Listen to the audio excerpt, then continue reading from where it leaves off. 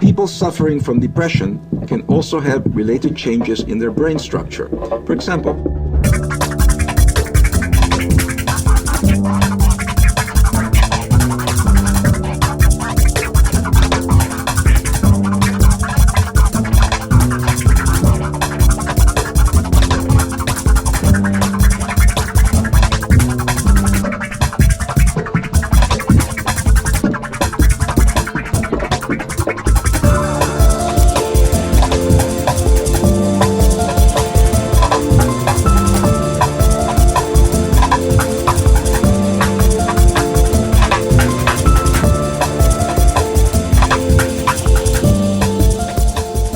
quest'anno IRS ha deciso di sostenere il Sardegna Pride, che in un'atmosfera gioiosa e chiaramente provocatoria ribadisce la tutela dei diritti di tutte le coppie a prescindere dal loro orientamento sessuale. Un aspetto che vogliamo portare all'attenzione è quello della convivenza, cioè che sia possibile, e la grande partecipazione di oggi lo dimostra, una convivenza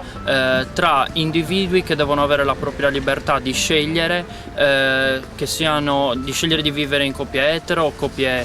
omosessuali, coppie lesbiche, ma sempre nel rispetto reciproco e anche con un'adeguata tutela giuridica.